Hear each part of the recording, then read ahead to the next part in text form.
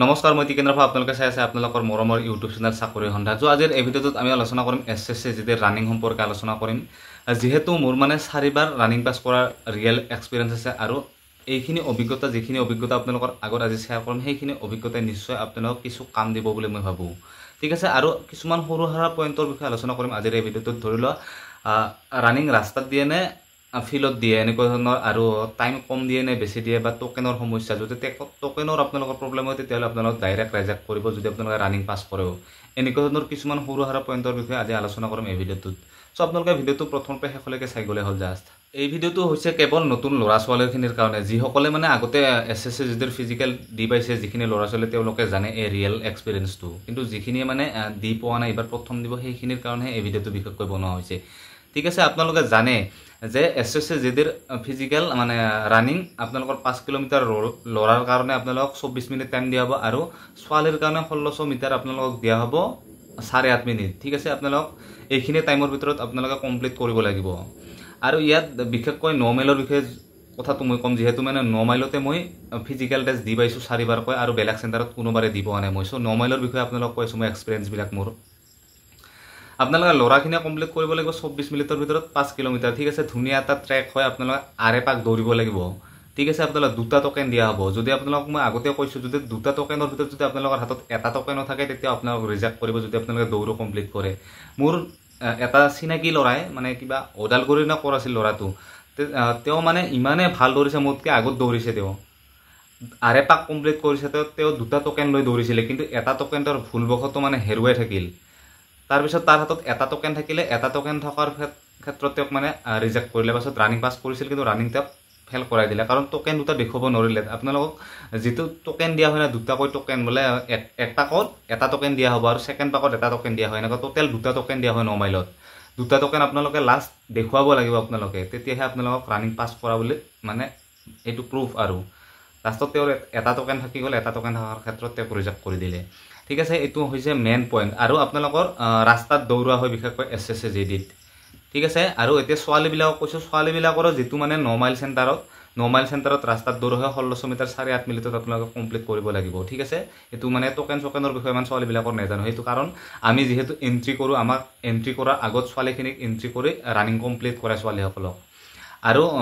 second কথাটো হৈছে এতিয়া বহুতৰে ডাউট যিখিনি নতুন ল'ৰা ছোৱালী বহুতৰে কিমান জনকে দৌৰাই দদা এটা গ্ৰুপত মানে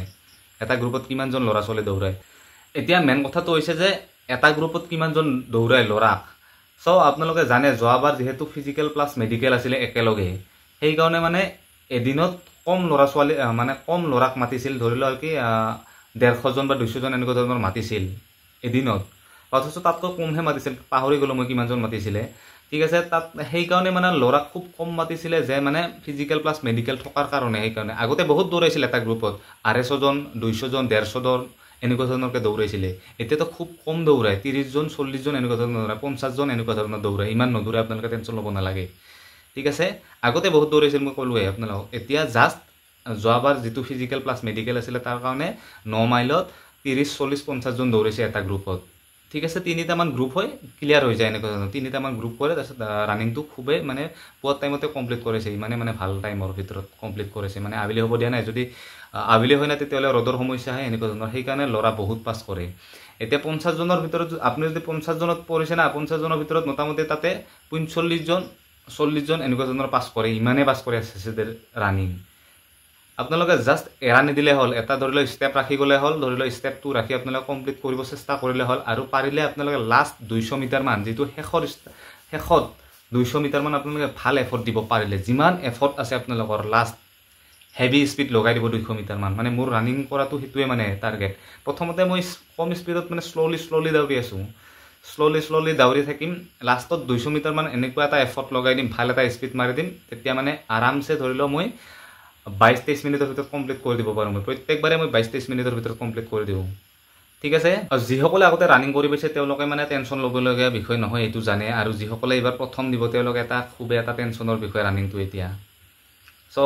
নতুন সকলে নিশ্চয় ৰানিং কৰি আছে মই ভাবো কিন্তু যিসকলে আগৰ পুৰণা তেওঁলোকে ৰানিং কৰা নাই যেতিয়া এডমিট কাৰ্ড দিব ফিজিকেলত তেতিয়াহে ৰানিং কৰিব তেওঁলোকে আৰু যেহেতু ময়ো মানে এনেকুৱা ধৰণৰ ভাবি আছো যে এতিয়ালৈকে মই ৰানিং কৰা নাই যেতিয়া ফিজিকেলৰ এডমিট কাৰ্ড আহিব তেতিয়াহে মই ৰানিং কৰিম এতিয়া কৰা নাই মই